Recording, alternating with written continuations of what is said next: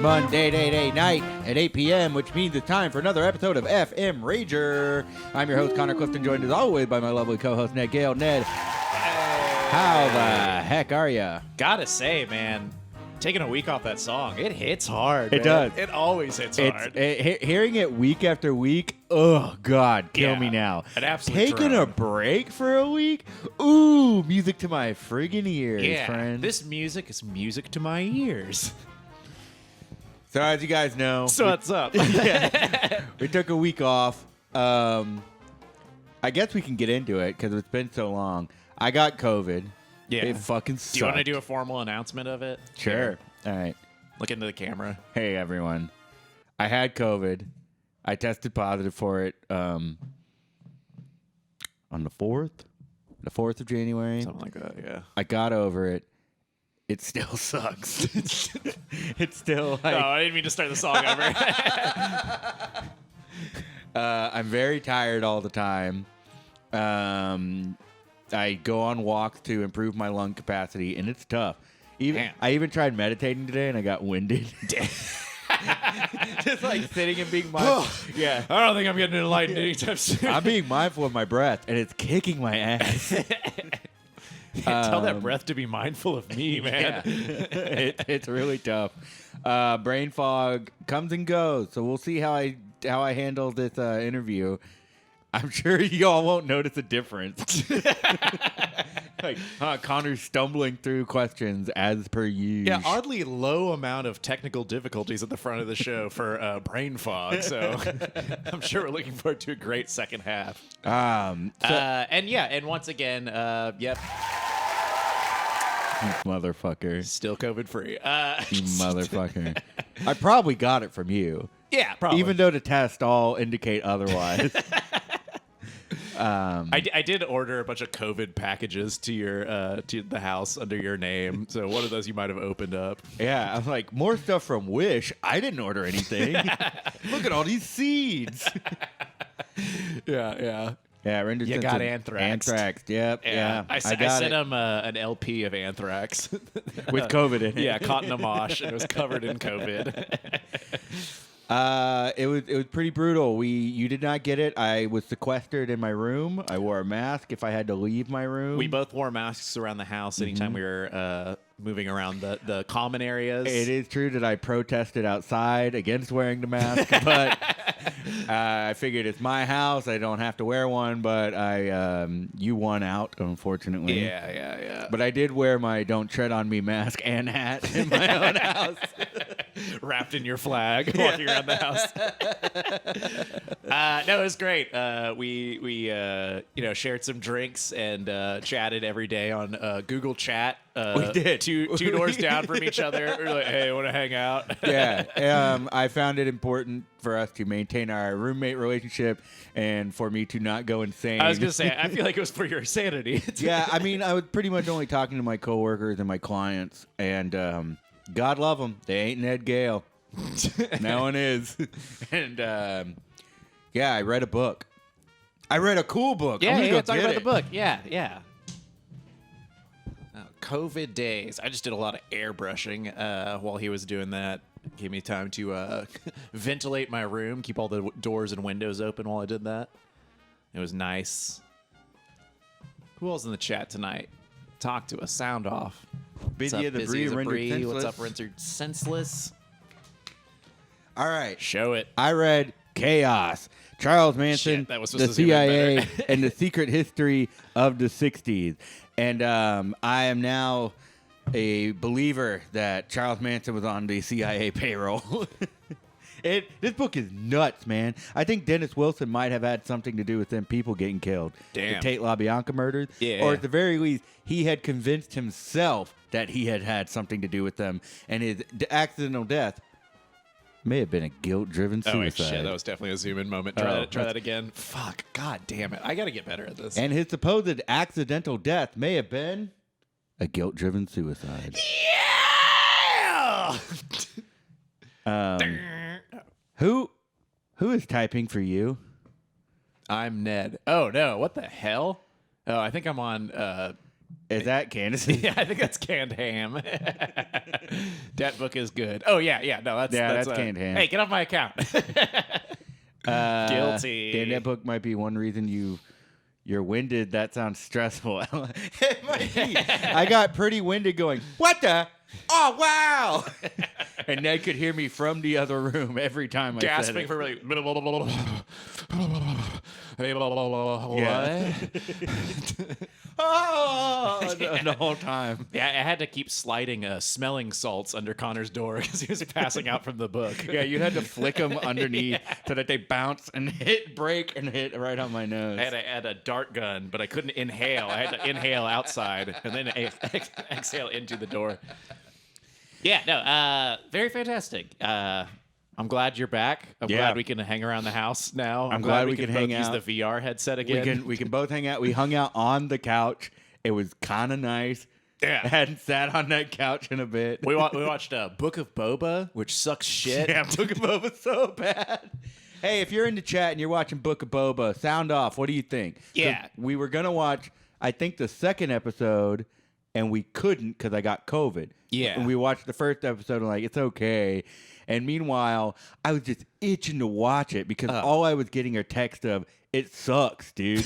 No Wait, good. Did someone tell you it was bad? Yeah, Andrew Love, friend of the show, Andrew Love called me. He's like, it's so bad. I was like, well, I haven't watched it, but I think I agree with you. Yeah, Effin Rager stance right now. Big Mando fans. Big Mando Book fans. of Boba Fett is a Book of Boba upset. Yeah. Boba Fett, big upset. There's the That's good where way it of is. saying that. Are we going to watch every episode until it's done? Yeah, absolutely. Yeah, Yeah. we got it. Am I going to buy the toys? Sure. I mean, if there's a really cool Lego kit, I might. That car scene from last week, not going to buy that. Robert Rodriguez, I remember watching it thinking, this is really slow. This is so boring.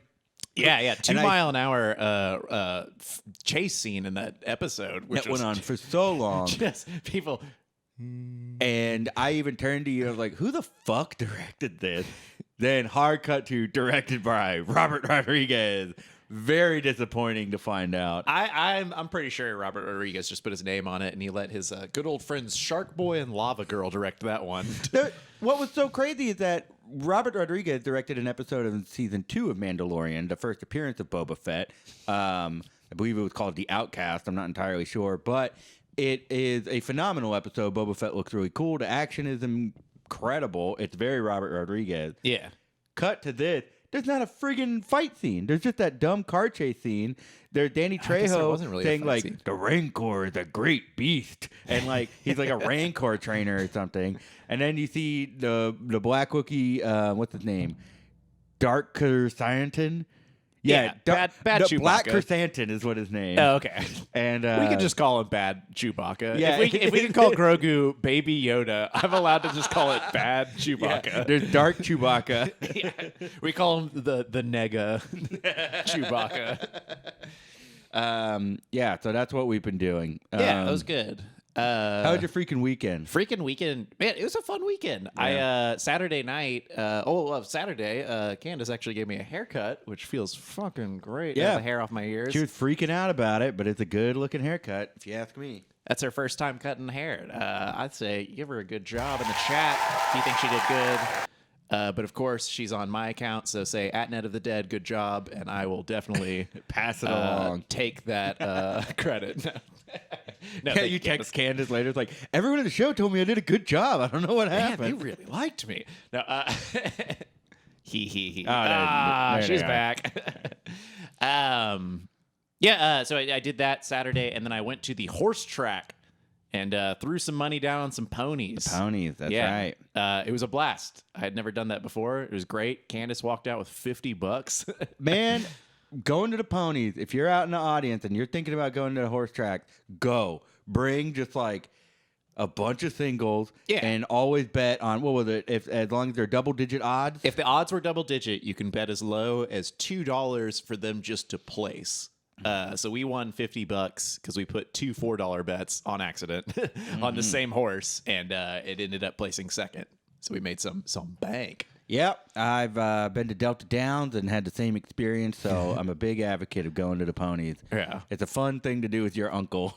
Yeah, it was too cold to hang outside like right next to the track too long. We did that once, but I definitely do want to go back with my green visor and big cigar. Just like, We have a few of those green visors around the house, I yeah, think. hanging around somewhere. Yeah. What the? A helicopter going ahead? I guess so. Been Got hearing some noise. crazy fans up there. Yeah, I've been hearing some noises in the neighborhood, man. It's loud lately. All right, I didn't do jack shit this weekend. So You've played a lot of Death Stranding. I've been playing a lot of Death Stranding. I got the director's cut.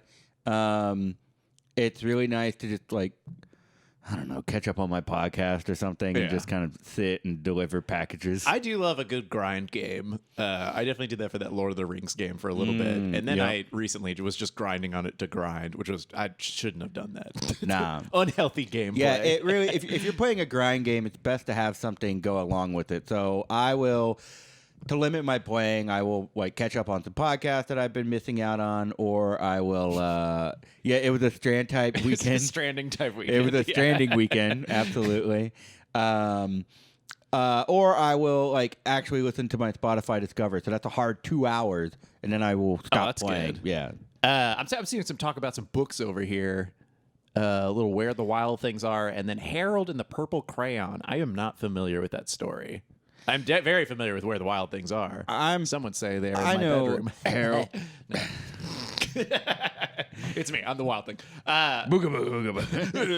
No. Let's see here. You Harold. had no childhood. No big deal. What? All right. Harold and the Purple Crown. Yeah. I mean, I know the kid, but I don't know the story of it. I know Harold. I just don't know about this purple crayon. I know Harold, and I know he's got a purple crayon, but whenever he invites me to go see it, I'm like, fuck off, Harold. This motherfucker's drawing on the walls. The protagonist, Harold, is a curious 4-year-old boy who, with his purple crayon, has the power to create a world of his own simply by drawing it. I could do that. Harold wants to go for a walk in the moonlight, but there is no moon, so he draws one. Aww. Folks, is this just Chalk Zone? Are we just reading scribble notes? Wake up, 1955. Chalk Zone called. It wants its plot back. Harold wants to go for a walk in the moonlight, but there's no moon, so he draws one. He has nowhere to walk, so he draws a path. He has many adventures looking for his room, and in the end, he draws his own house and bed and goes to sleep. Sounds like he does not find his room. Wow, I hope he drew his parents. Yeah, it sounds like he's homeless, and he's got a crayon and tells everyone, I got a magic crayon and make my house. But this claymation right here does look kind of cool, so Ned, maybe it's a great story. There's one other thing we did this weekend that I really want to talk to you about, but you told me that we might be able to talk to our guest about it. Yeah, they said they wanted to talk, or they might talk critters, and I figured this would be a good time to critically talk about critters with this. We saw. I don't know. I didn't. We did see a Critter Curly acclaimed film last. All right, my bad. Wait, what's the curliest critter? Pigs under tails, Okay. or pugs, or snakes, Oh yeah. worms. Well, hey, we'll talk about critters. Could you imagine a curly porcupine or a curly? Instead of the straight quills, Dude, he's got curly terrifying quills. evolution. Long porcupine. All right, we're going to explore some more critter action when we come back with our guest. I just think it's wild.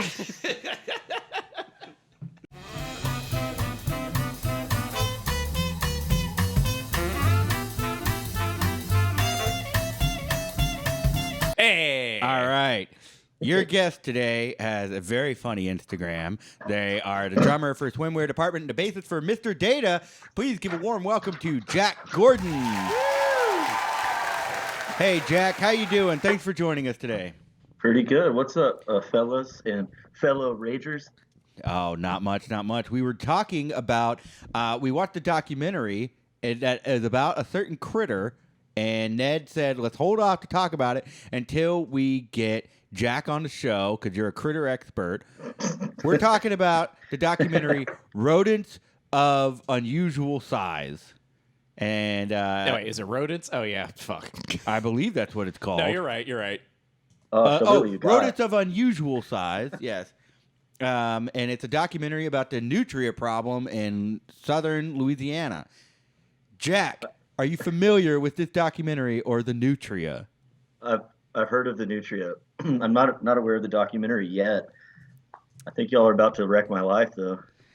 It is kind of a bummer. It's a big bummer. Have you ever seen a Nutria in real life? They're around Houston. No, I just remember my, I think earliest instance is that show Insomniac with Dave Attell, Yeah. where he was like, there was an episode where he went and like shot them off of a boat or something. Yep.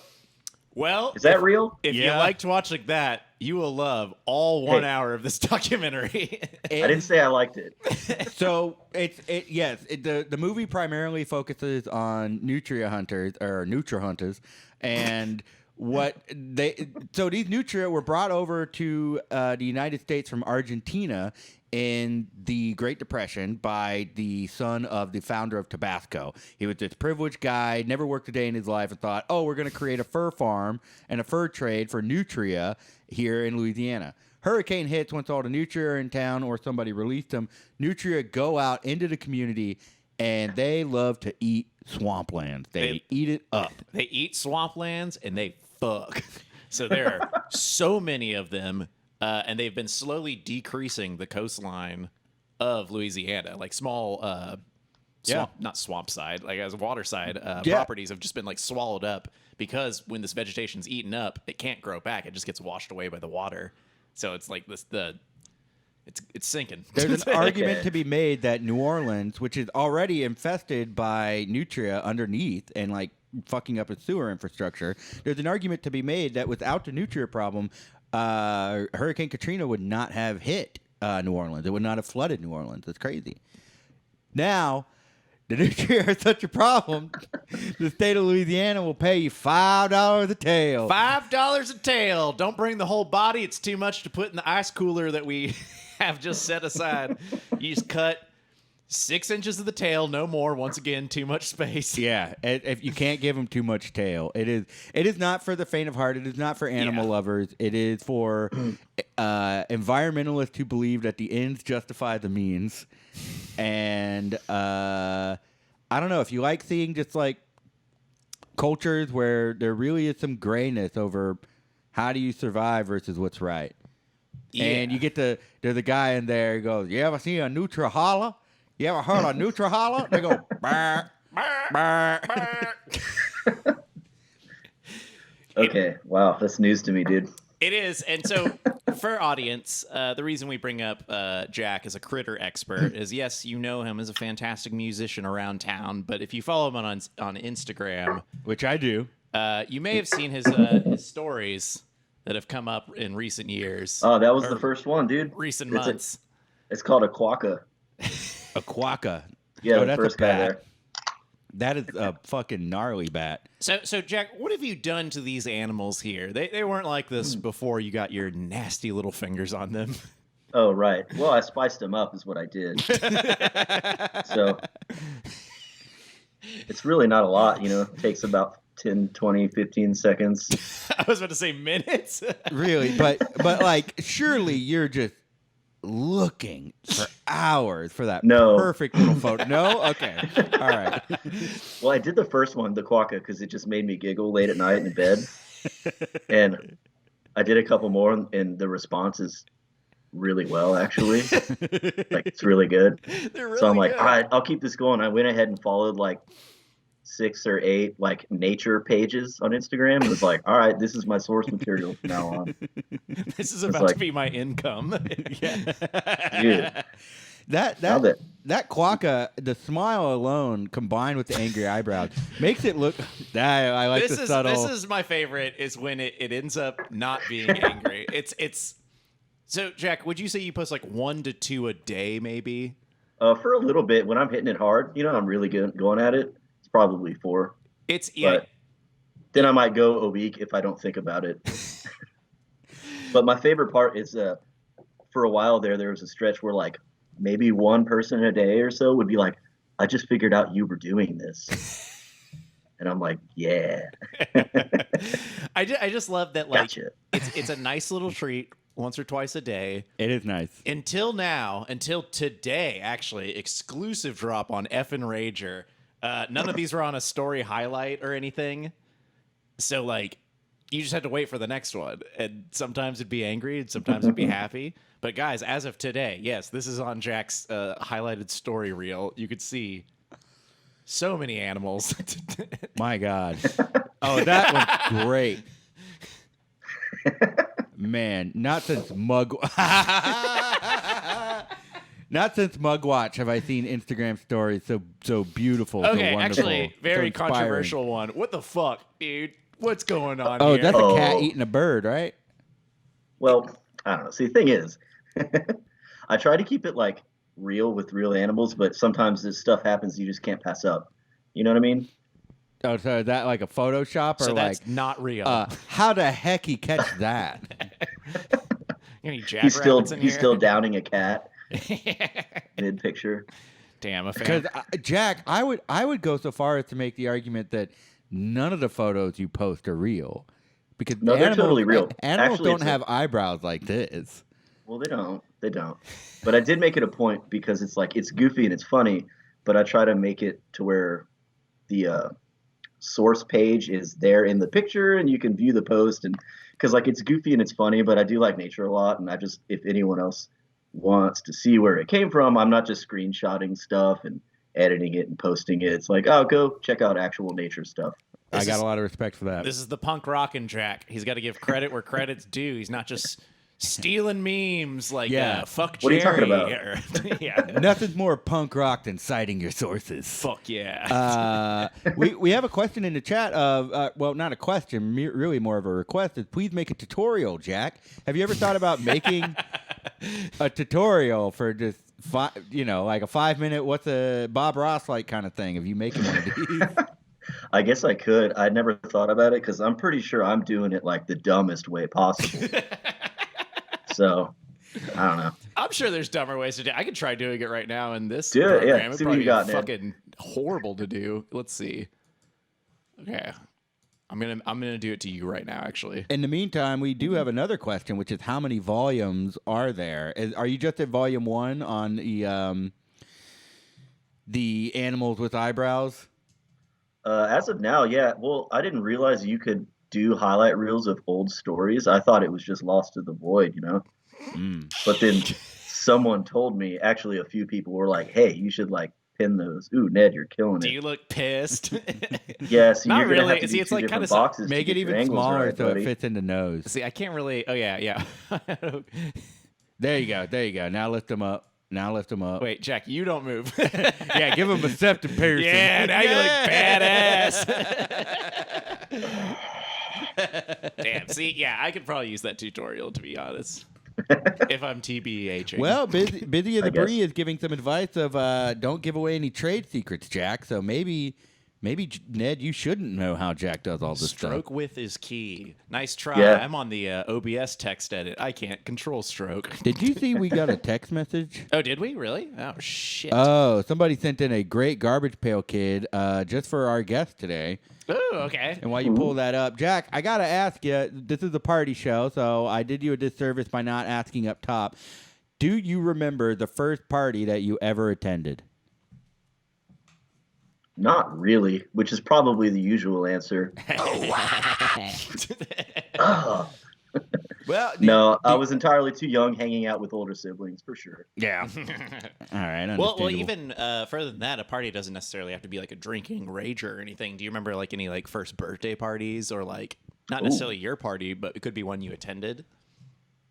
That's usually the case. My parents didn't really do birthday parties for us kids at like places that cost money, So that's only a friend move right there. Yeah. Yeah. Like when you're getting just eating a shitload of pizza and sweating and like bouncing around on into a ball pit or something. That's the move. That sounds fun as fuck, pretty though. good. Okay, wait. All right. I got this card right here for you, my friend. Ooh, shit. Wait, it's so big. Be small. Oh no. What'd you do? I don't know. I grabbed the wrong thing. Cracked Jack. Oh, now our chat is huge. Oh, that's what I made big. Oh, Jesus Christ. All right, hang tight. The chat's all wacky now. All right, chatters. There we go. Crack chat. Yeah, this is a cracked chat. Jeez. Jeez, look at the fucking That is wild. ectoplasm on that bird coming out of there. Oh, that reminds me. I love it. I had one other thing that I needed to show Jack. Hang tight. He's going to get his baby. Who sent bird. that? Where did that come from? I am going to guess that that's Ho for Whore sent that. Get on that TikTok creator fund. Oh yeah, Lindsay sent it. They have doxed themselves in the chat. Lindsay, the owner of, I believe, like 500 garbage. How many garbage pail cards do you have, Ho for Whore? What do we got over here? Oh, okay. Yeah. Okay. Actually, before we get into what Connor's got over here, Lindsay sent her full address to my chat. What? Oh, there it is. Okay, cool. Not that many, like 30. Okay. Oh, man, I always thought that you had so many more. Who's got? What's going on? We got to send Lindsay some more Garbage Pail Kids cards. What? Talking cards. Oh, did we send her some? No. I thought she had so many more, and she said only 30. So I feel like we need to maybe get her some more. Hey, here's the call. Let's get a fund going. Call to action. Here's the call to action to everyone in the chat right now. If y'all find any Operation Desert Storm cards, send them my way. Oh, yeah. I legitimately am collecting America propaganda cards, so please send them my way. Yeah, and you can find those at our not sponsor, but maybe one day sponsor. I would love it. Black's Bodega. God, could you imagine? I would love to be sponsored by Jack, Black. do you go to Black's Bodega? I know it's like right next to our spot. It is. I've been a couple times. Fucking the best snacks, man. It's very good. I wish the beer was a little cooler, but that's fine. They've been having a cooler problem right now. I think the coolers on the left side of the beer section have just been off. Yeah. And I think the ones on the right side are like kind of suffering from that as well. And they're fully aware of it because there's a big sign on the freezer that says, "Yes, we know it's broken." Yeah, it says "fuck off, Jack." Okay, fair. Jack, I want to pivot into talking about music for a little bit here. Oh God. Ned told me that before you were a drummer for Swimwear, you primarily just played the bass. Oh yeah, I did. So did you come into Swimwear knowing anything about the drums, or did you have to learn it for Swimwear department? No, a little bit. Well, I've been play as a bass since a teenage kid or whatever. I had been farting around on drum kits periodically for like 15 years or so. Yeah. But I had never like had my own kit or really had gotten the chance to like play through songs in full lengths or whatever. So it would just be like get a chance here and there and sit down and be like, okay, here's some stickings for this and that. Here's a groove or whatever. And then that'd be about it for the longest time. But once I got the chance, a buddy of mine was unloading a kit and I was like, I need to do this now. So, got to playing a little bit, and then Matt heard that I was playing drums and was like, hey, I want to do this thing. You want to get together? I was like, yes. Finally, perfect. I mean, that's the best way to learn any instrument is to just like start jamming with somebody, because then you're like, oh yeah, you get used to playing with people. Like for that kind of music and like my background and what I like anyway, that pretty much fit really well with kind of what I wanted to be doing. So it was like, oh, perfect. That kind of leads into my next question here, which is, so you're playing the drums and you find yourself in a position like, oh, I have to really practice this all the time. And I've got to I'm now a drummer for a band here. Yeah. Did your past music experience help you in any way, or did you find any challenges in learning a new instrument specifically for Swimwear department? I bet it helped a lot. I mean, just knowing or being familiar with how just band dynamics work, and once we started gigging, knowing how gigging works and the logistics behind that and how to work with people, running venues or running sound or working the tech side of stuff at shows. It's like, oh, you know how to do all that stuff. It's just on a different rig, Yeah. Well, so you've been gigging for like most of your, I would say probably all of your 20s. I would say, like since you were a teenager. What was your first gig? Do you remember? First is like a battle of the bands situation at the high school. No big deal. Very cool. And what was that band? Like, what kind of music were you playing? Oh, that was in a really terrible old punk rock band we had called No Hope. I say terrible because we were really young, and that's just kind of goes with the territory sort of deal. Yeah. But it was fun. I mean, well, there's that. No, we had probably been gigging before the high school Battle of the Bands deal. I mean, I was one of those young kids that was in high school, but was running their way into town to play gigs at venues such as Fitzgerald's and whatnot. And you're like, I'm 15 and I'm definitely the coolest person on earth. So yeah, this is real. I'm definitely the coolest person on earth. So no hope. Yeah, basically. So I want to go off that. So you got your start playing punk, and now you're playing Swimwear Department, which is more, I guess that's pop punk, I guess. Dance rock, dance punk, or dance pop. But I've also seen you play drums in a country band, Patsy Cline Inch Nails, headlined by friend of the show, Rahul. Yeah. You were in that as well. But that country drumming, I've played a little. Within Drumline, I have a drum kit. I am nowhere near. I would not call myself a drummer, but I have tried to learn country drumming and rock drumming. They're very, very different styles. Yeah. What challenge? I mean, you had been playing drums for a little bit when you started doing Patsy Cline Inch Nails. How was that transition of relearning a style of playing an instrument that you had already taken up?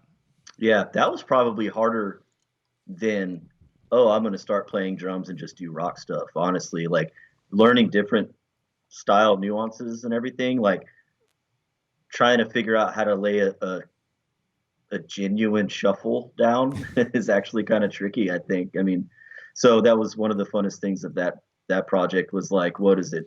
Doing a big fat floor on the floor shuffle under what is that chorus, Ned? Bow down before. Bow down before the one you serve. With a big stupid shuffle underneath it is really fun. Man, I really missed playing. We didn't get to play in the same iteration of Patsy Cline Inch Nails. Jack and I were in two different generations of that. Right. But man, did I love doing the head like a hole, like way in the background. So that was really fun. So thanks to Rahul for putting that together. Yeah, for real. So you played all kinds of different styles of drumming. I imagine you've got some advice for people who want to take it up or get back into it. I've got a bunch of drumsticks here. Oh, dude. What would be best for what I'm trying to do? What's the best out of all these? Like, what are the best punk sticks? What are the best country sticks? What's best? Can you see this on the camera? So which one of these is probably the best? Do you want me to test them? You got those cool grippy ones? No. What is that color on that, though? That's Sharpie. It says House of Blues on it. Oh, very sick. Oh, whoa. Are these from a gig? Did you catch these? Did Slash throw this out? Yeah. When Slash was Slash played Buddy Rich, and he came to town and he threw me these.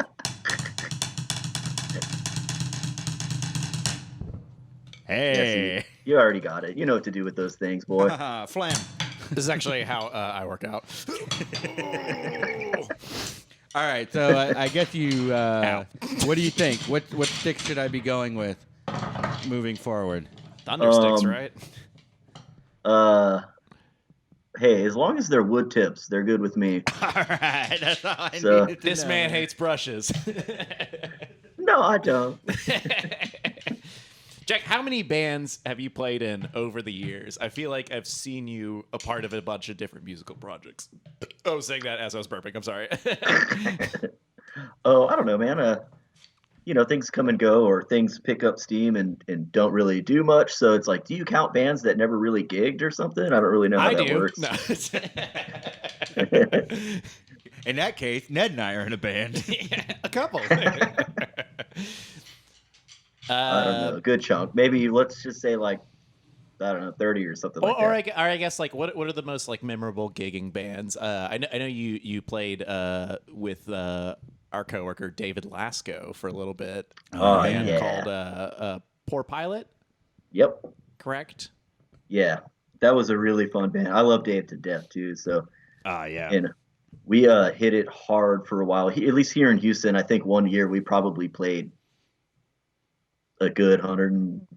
We were playing like 2 shows a weekend or 3 sometimes, or do the math. I don't know. So at least around town and like really oversaturating a city with one band. Boy, we sure did it. Hey, there's nothing like it. As a member of Swimwear department, I've never heard of the problem. Yeah, don't know what you're talking. Good memories though. That's a fun band.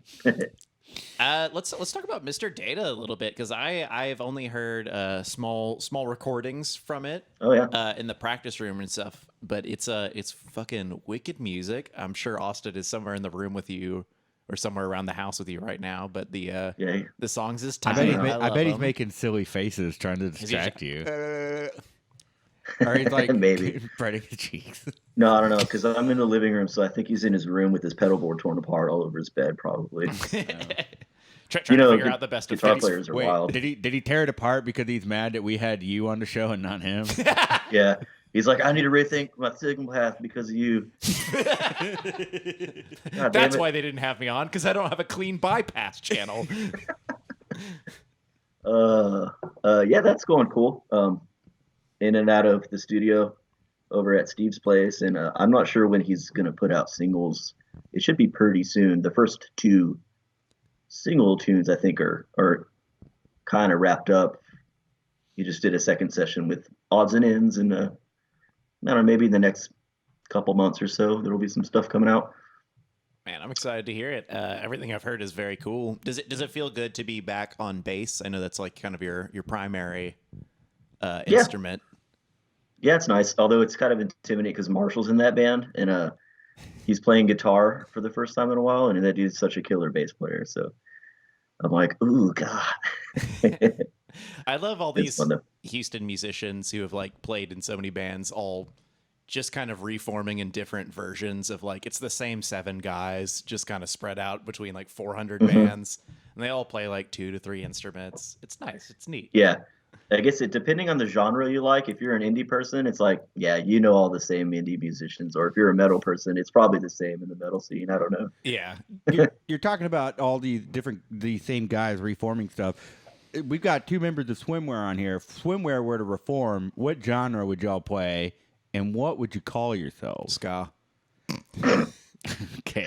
Just right off the bat, dude. The band is just called Ska, and we play thrash. We're dropping the keys. We're picking up horns. We're picking it up, pick it up. I don't know. We just want to be a bad version of early Voodoo Glow Skulls. Yeah, we just like swing music. I don't know. We talked about at one point, just like, what if we just like formed a different band as Swimwear? And it's just like the same guys, but we're like, new subject, new style. Well, just complete alter ego band. Yeah. That's what we need. That'd be fun. That's like Mitchell and Webb, man. They got to do new stuff, but they keep working together. Yeah. You know? Yeah. It works. When it works, it works. Or I don't know, maybe if someday we ever do get tired of malls and pools, I'm just kidding. It's never going to happen. Yeah, but nice try. I would love to see a future where Swimwear is still playing and y'all are like in your 60s and y'all are still going on tour to the point where parents are like, they play about these things called malls. I want y'all to play until malls are like obsolete and no one knows what the fuck y'all are talking about. We picked a great time to start. It's the fall of the physical world. Yeah, it's the 40th anniversary of the release of Turn Over Go Under, and we're doing a tour for it. And it's like, it just doesn't relate to anyone anymore at all. I think my dad has an NFT of one of those things. Of them all. Hope for Horror. Let's make Busy of the Bree and Hope for Horror are making plans to make a band where none of us know how to play the instruments we have. I would watch that. Yeah. So that's definitely a punk band. Cool. Yeah, just buy a couple pedals and it's a noise band. Hope for Horror. I don't get it. We were great at karaoke. What happened? You say you have domains for a potential band. What's the band name? Share it. We love band names on the show. Yeah, we just love band names. Do you have a favorite band name, Jack? Probably Jesus Chrysler. That's pretty great. That's pretty good. That's really good. I mean, it is, but I also hate band names because I've been in that situation like probably a couple times where it's like, okay, guys, we're about to start doing some stuff. We need to nail a name down, and it's just like, we're doomed. I have a question for you, Ned. I love it. I write band names in my phone all day. Hang on a second. Well, Ned, now. you're a sadist, so I don't know. Here's something, because you're saying you love band names. I have heard you talk about how you hate improv troupe names. Yes, Now, I do. This is a question for you, Ned. What is the difference between picking an improv troupe name and picking a band name? Because you've been in just as many of the two of them, I imagine. And why do you prefer one over the other? I think improv troupe names usually fall under like a few problems. One of them is like it's an out of context phrase that's been said in an improv scene. So when you look at it, most of the time you're like, it just comes off as like LOL random. Like Neutral Milk Hotel makes so much sense. It doesn't, and I don't like that band name. No, I actually love it. I think band names end up usually have a little bit more thought and become more phonetically pleasing, and this isn't the case for all of them. But like, God, I wish Here, I'm gonna search improv troupe names just on Google because it's really hard to do this without examples. No, I don't need improvisation. The funniest improv team names. Mission Improbable. Okay. 5 overweight dudes on. and a girl, probably. Okay. Actually, yeah, this is perfect. So the first one is fine. I will not say I'm better than a pun for a band name, but this is dumb. I do not need this. I don't need a band called this for sure. IKEA Apocalypse. I like that one. That's pretty funny. You know what I really liked was this is a Son Williams from Carl Called His Cousin, but his improv troupe is called Lemon Pepper Wet. And that's good. Yeah. See, that's what I think the best band names, and I'm not against pun band names. I think they're very funny, and I really like Ho for Horrors, Bauhaus of Pancakes, and Taco Bell and Sebastian. You know, it's Primo. But I think Damn it, Lindsay. the best band names are a phrase that doesn't make sense but sounds good. Less Than Jake is one of my favorite examples of like, no matter how many times, unless you know the story of where that name came from, it's just a funny phrasing of 3 words. That's a good way to phrase it, because now even saying Lemon Pepper Wet out loud, like that would be a terrible improv troupe. That'd be a terrible band name. That's a good improv troupe name. Critter Watch. Critter Watch. Hey. Dexter. Oh, What's up, Dexter? shit. Hey, Dexter. I'm looking at the time. Jack, Oh, shit. We got to play a game I real am quick. tired of asking you questions about music. So Ned is going to ask you some questions about music. Oh, please don't. Ned, take it away. Actually, I won't be just asking Jack questions about music because we're playing a little game called Are You Dumber Than a Drummer? That's right. Solid. I found a quiz online that it lists drummers from real bands and or it lists every member. I just want to make a note that Ned did ask me, should I change it to drummer? And I thought, no, drummer is great. Drummer. Okay, I'm going to move this logo over here because I still like it a lot. So I found this quiz online. It's real simple, actually. I name the band and you give me the drummer. It's going to be Connor versus Jack in this situation. Is Connor dumber than the drummer? Well, actually, Connor also plays drums, so it's kind of hard to say who's dumb here. We'll figure it out. I didn't really think about this. So let's go into this. I'm going to pull up some scores here. I do want to say, man. Necromancy just said something in the chat of the best names for creative projects always kind of suck until they start standing for the cool thing they represent. I agree with that. Yes. Mike, I think the 2 big projects we did together, Micro Satan, that name was just like, this will turn some heads, this will put butts in seats. And, it's not it's kind of a juvenile name, whatever. Truly. Yeah, but it's fun. But Effin Rager, to counter that point, like we came up with that name in the middle of coming up with the concept of the show. Yeah. And the name was integral to the concept of the show. So I definitely agree, Necromancy, that is more often than not the case. Absolutely. Like Death Stranding, what the fuck is that? Well, it's because it's a Stranding game. So that's let's right. go. Yeah. So he knew what the concept was when coming up with the name. All right. Play this game. All right. So, All right. Dumby versus Drumby. I'll let you guys decide who's who. So, the first question. Who is the drummer of Van Halen? Connor and Jack, you have 1 second. Definitely the guy with the Van Halen in his name. Well, I think that might be a throwaway, like something to throw us off. So I'm going to say Joey Kramer just to be Oh no, that's the guy from Aerosmith. All right, Jack got it correct. I could have changed my name. I thought that Alex Van Halen was too easy, and okay. Alex Van Halen guessing is the brother of Eddie Van Halen. They grew up playing instruments together. Right, but I thought it would have been something like "You fool, there are multiple Van Halens, and he ain't it." There very well could be. All right. All right. Your next question: who's the drummer for Metallica? It's Lars Ulrich. Yeah. All right, that's a 1-for-1. I don't even need to check the scores on these. I know the answers to every one of these already. All right. Who is the drummer who plays drums for Anthrax? I do not know this answer. I'm gonna say Peter Criss. Okay, I know you're wrong already, but Charlie? Jack, what do you got? Okay. Charlie Bennett. Charlie Benente. Okay, I'm gonna put that down only because I know Connor's wrong. That's the drummer for Kiss. You simpleton. He's the cat.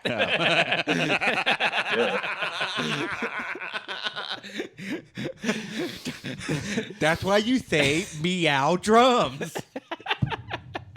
Rendered senseless. Whoa, sick Anthrax callback quiz. This is a very good. Thank you, quiz. All right, who played drums for Nirvana? Dave Grohl. Oh, Jack, that guy. Yeah, okay, cool. That's We're the all guy. in agreement here. Who's the? I'm not gonna even grab the score for a second because I actually don't know the answer to a lot of these. I'm realizing. Who's the drummer for Living Colour? Ooh. I think it's Will Calhoun. Well, I'm gonna go with Will Calhoun because the chat is kind of sounding off as well. Thanks for the alley oop. I actually do know that is correct because I know the other ones are wrong. All right. Okay, actually, what an insane question. I think I actually know this. Why? I think I might actually know the drummer for Stryper. Oh, Connor, teach me your ways. I think it is Randy Castillo. I think. Okay. Do you agree with that, Jack? You guys are now just playing together. I think that's how we're Sure, going to do dude. this. Okay. Sounds great. Okay, cool. I'm removing the score. All right. I don't even know the band Slaughter, so I don't know about this one. For those in the chat who don't know Stryper, quick course. Stryper is, of course, the Christians hair metal band. Oh. Yes, dude. We are warriors under God's command. Oh. Are they the ones that had "To Hell with the Devil"? Is that the song from? To Hell with the Devil, and I believe I looked them up very recently on Spotify and was very surprised because their newest track from like 2 years ago. That's right, they are back. Their newest track. Hold on now, we can't be playing this. Wait, I just want to show it. What the fuck was it? Yeah, Goddamn Evil. They Nice. use a GD and they're. No, that's different. I don't care for this. That is context is everything, and they were clearly asking for God to damn evil. It's I don't pretty know, cheeseball, but they rock, dude.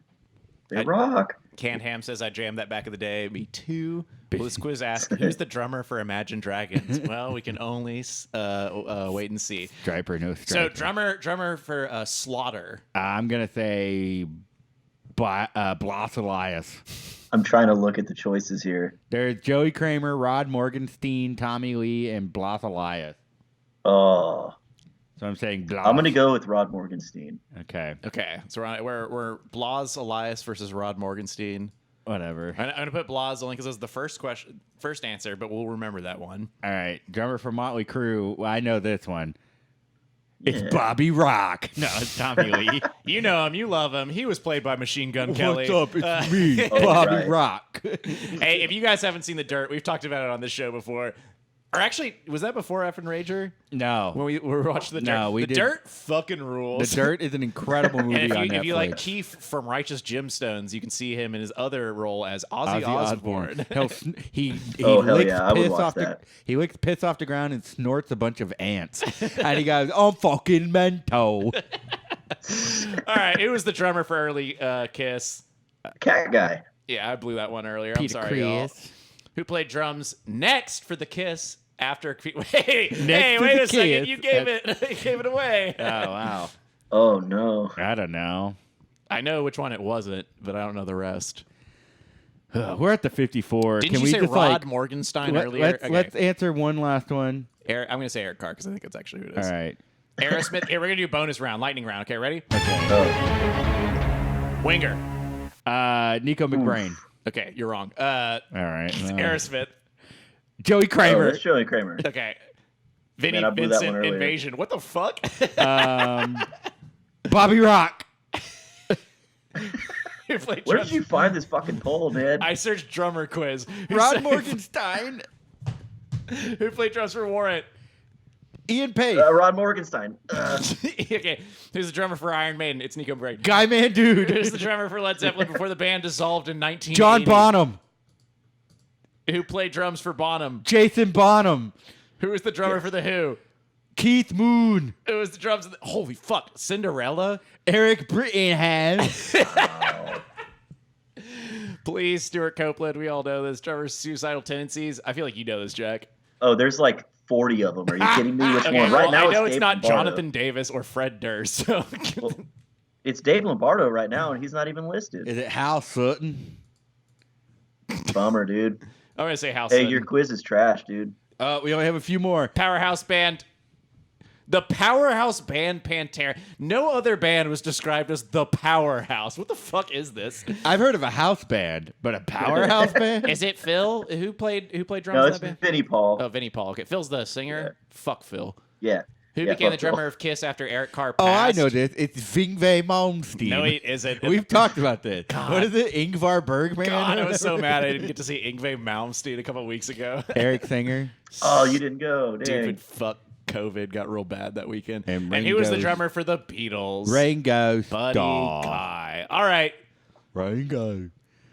Oh, All right, no. Damn. We got the Striper one wrong. You got the striper one wrong. Oh. Oh, Rod Morgenstein was the drummer for Winger. shit. How could we have known? The Nelson drummer was Bobby Rock. Stephen Sweet. Wait. Stephen Sweet was in 2 bands? Oh, Robert This quiz Sweet. is harder than I thought it would be. I didn't think it was going to be just exclusively cock rock. Yeah, I didn't think they would ask questions about bands that suck shit. Wow. Okay, well, all these are pretty bad, and Hey, 19 out of 25. That ain't bad. that isn't bad. I think we all passed. We're not dumber than drumber. That's good to know. All right. It's time for our last segment. All right, Jack, we got one more segment for the show. Just be patient.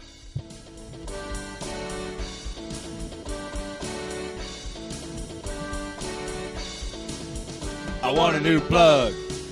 Tell us what's going on.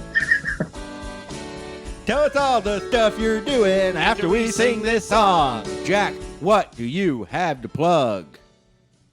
Oh, man. Definitely critters with eyebrows and such. Just like give me, oh, I never thought I'd be doing this. Yeah, just give me a follow on the IG, dog. Jack, You know, okay, where can we find you on IG? oh, it's just Jack F. Gordon. All right, Pretty Jack F. straightforward. I mean, man, now I feel pressure to like step up because it used to be just for funsies and it's casual. Keep it fun. Don't make it a Yeah, don't worry about it. I don't know, guys. I got You a got- tendency to overthink everything. It's also, we're in the middle of a pandemic. It's hard to plug. Can you imagine? We've done this plug segment every fucking week and no one has anything to plug. Every single time, it's like no one has anything to plug, and our plug is usually maybe you should watch the show next week if we show up. Come back to the Venmo. Yeah. This is a good one. This is an That's a great in-action one. one. Oh, that's right. I forgot about that guy. Jack, it's so funny. Me and Emily Hines of Emily Takes Notes, we interviewed somebody for a one-off episode that we'll do eventually. And at the end of it, I did ask this city employee, do you have anything to plug? And they're like, what's a plug? Like, oh, right. Yeah, that's not something that you do. I love that cat penguin. Oh, right. Yeah, that one made it in there. Yeah. Well, folks, check out Swimwear Department and check out Mr. Data. Do you have anything to plug? Check out Swimwear Department. Check out my friend's band, Mr. Data. I don't think I have anything to plug. I'll be around. I've got something to plug. Okay, yeah. All right. We got a real plug coming in. Spotlight's right. on you, buddy. This week Plug. for Emily Takes Notes, if you are a follower of Emily Takes Notes, refresh your RSS feeds, folks, because in the middle of this episode, it finally finished uploading. Emily is out of town. She is able to watch and take notes, but she is not recording. I am recording. So there's this very special Connor Reads Notes episode of Emily Takes Notes, where I read Emily's notes. And if you're going to leave a review, leave it about that episode. Let me know how I did. Show the bigwigs at the top that Connor can really do it. The bigwigs meaning just show Emily. I think if you really want to show her, subscribe to her fucking Patreon. One thing that I think would be really interesting if you are listening to this show right now is if you go over and listen to that episode, compare and contrast how I am on this show as opposed to a show that's about the news. Very, very, I guess, professional reading. But pushing the note-taking genre, Rendered Senseless says. Hey, Rendered Senseless, you got a show on Friday, which is not your normal day of streaming. Talk about that real quick while we're playing a plugs thing. We're going to wrap this show up, but that invitation extends to everyone in the chat. If you got something to plug, write it out. Throw your plugs out there. I'm on your fucking Discord, Rendered Senseless. Don't act surprised. Yeah, I'm just kidding. You accidentally sent us 2 DMs this weekend. Don't act all surprised. Yes, a fun space-based episode. He cares. Yeah, so tell us all your social media handles. Tell us all everything that we can do to support you, to support the city, to support our audience. We love each and every one of you. And Jack, we love you too, man. Thank you so much for coming on to the show. We really, also, really don't forget, since it. we did mention the Discord, you can always sign up for the Rage Cord, my friend. Keep the party going. Yeah. I think that eventually takes you. Look, it's a Balchinian. And what movie is that from? That is from Men in Black 2, starring Will Smith, executive producer on the show Bel Air, coming this year. God, we should have reviewed that trailer. Looks like we're going to have to do it next week. All right. Jack, any closing words for the audience? No, y'all are cool. Thanks for having me. Bye. Bye.